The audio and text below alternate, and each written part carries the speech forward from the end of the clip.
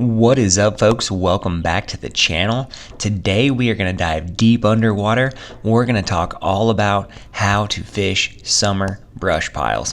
Fishing brush piles in the summer can be super productive. It can also help you find a ton of fish.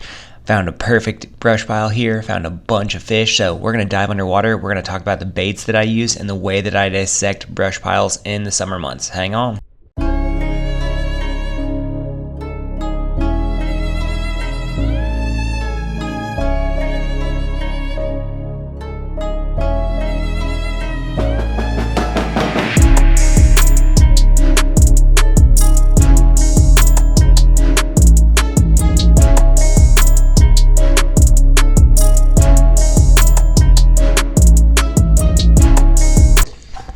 Alright folks, so when we're talking about brush piles, we're talking about any man-made structure that has been added to the lake to attract fish. Now, here's a great example of what a brush pile is going to look like on the bottom. One, I jump in the lake right here and swim up on this brush pile. Look at all the fish that are on this. Brush piles inherently are fish magnets in the summer, and they're going to use it for a variety of reasons. You see a bunch of bass hanging out down there on the corner of the pile. There's going to be a lot of things to consider when fishing a brush pile. The first thing that you want to consider is angle. Fish tend to use the brush pile to sit behind any existing current. You see the way the water is flowing on this brush pile here? That is because there's a wind-driven current in the lake. Fish are using that brush pile to shelter from that current. Now, as I turn around behind me and get more fish in the frame of the pile, you're going to see that all of the fish on this pile are not down and in it, but they are positioned behind it. So the first thing that you want to consider when fishing a brush pile is the angle in which you are fishing it. Look at this pile of bait, carp, bass, all of this stuff that's on the pile. Now, the reason why brush piles are great is because they attract fish of all kinds. So when you start fishing brush piles, first thing you got to do is find them. You got to scan around till you find them.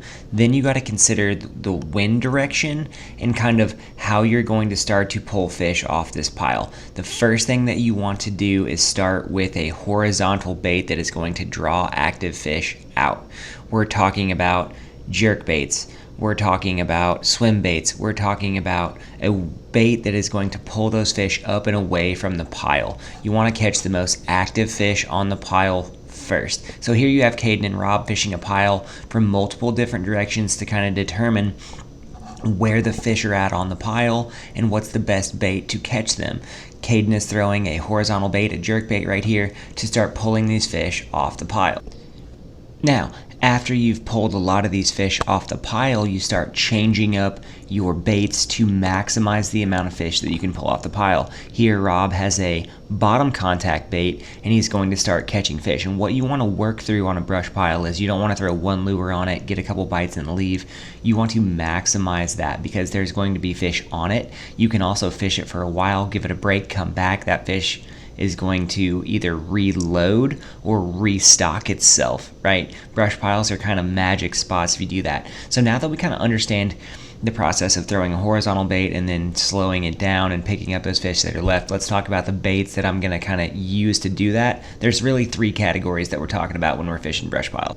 First category are super active baits. Here you have a Whopper Plopper 90. I love throwing a topwater over brush piles when I first roll up to them because it's going to pick off the most aggressive bass. Now, topwater bites are all about profile on brush piles. I love throwing the Whopper Plopper 90 because looking at it from below, it looks like a bait fish swimming lazily at the surface over top of a brush pile. Bass can't help but ambush that profile on the top, and the Whopper Plopper, if you've thrown it, gets a bunch of bites.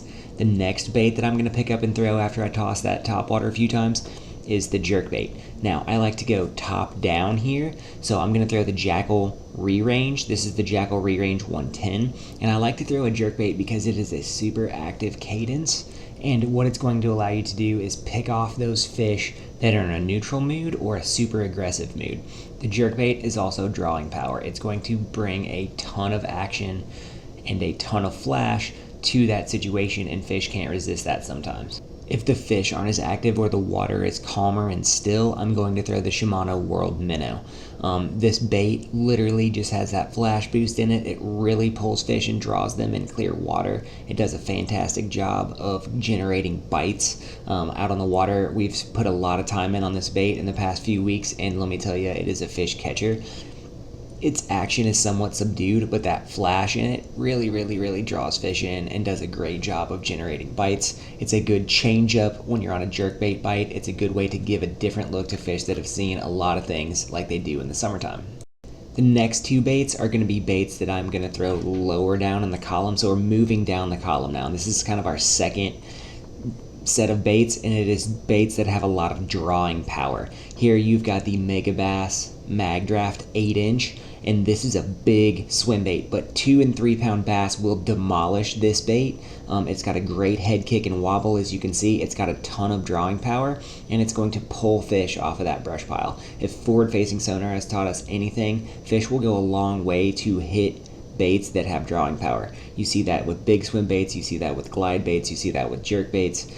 This bait is going to pull fish up and away from that cover. If you slow roll this right past, it's gonna get drilled by the biggest fish on that pile. I have a lot of fun throwing swim baits over top of brush piles because those fish will come out of there and they will hit it with reckless abandon.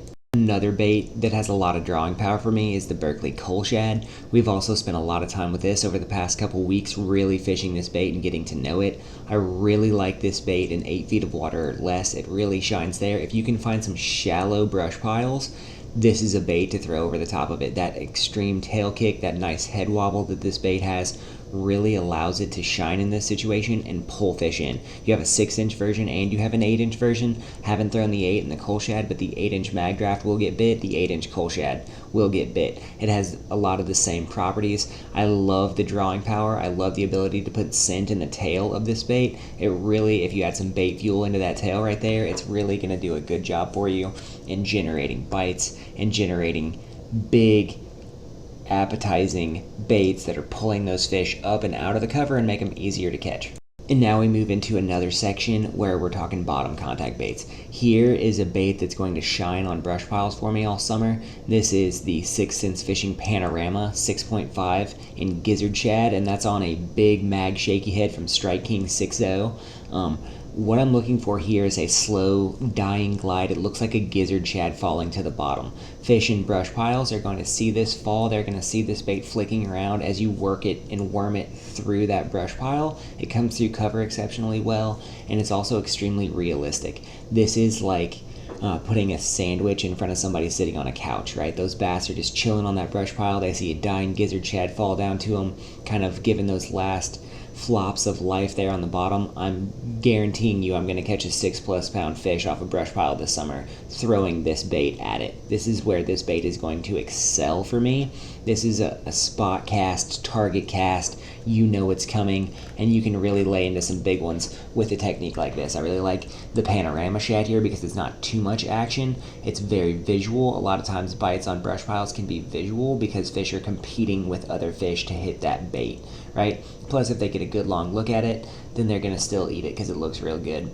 Next up is your tried and true. A lot of guys throw jigs on brush piles, and they are great because you can worm that jig through. Here is a 1/2 ounce jig with a double tail trailer on it. I really enjoy throwing the double tail on the brush pile because it's got a long way to fall and it gives an aggressive action. Plus, when the water is warm, fish are on brush piles, you want that aggressive fall. You want that nice kick on there because it looks like a bait fish or a crawfish going down, swimming very aggressively to avoid predators. Those fish will follow that into the brush pile, and then they're going to eat, right? But what you want to focus on is allowing that bait to fall naturally. And this is where my favorite category comes in.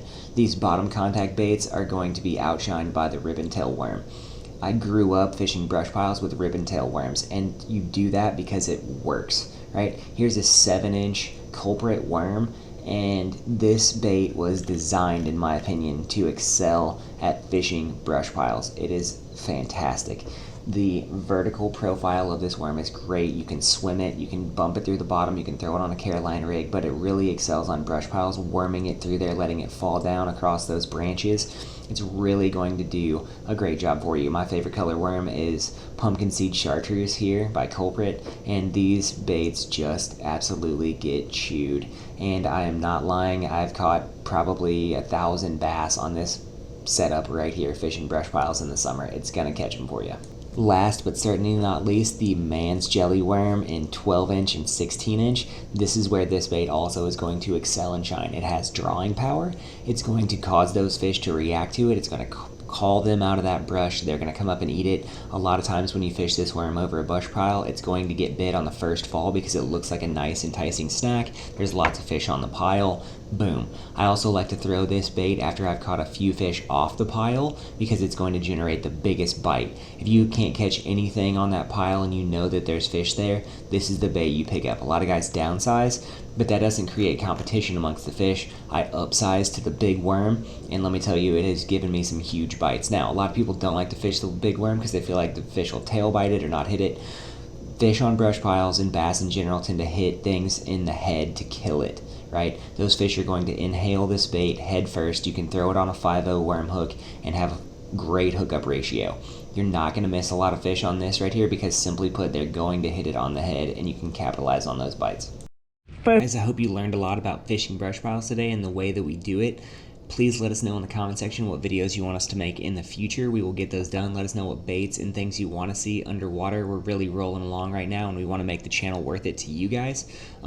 Get involved in our community. We make posts on the community page all the time. Go ahead, give us your thoughts on those. See what baits are coming up. See kind of how we fish, what baits we like to throw, stuff like that. Just get involved in the community. Find us on our socials. They're linked in our bio. And just give us a like, subscribe, and we'll see you guys out there next time.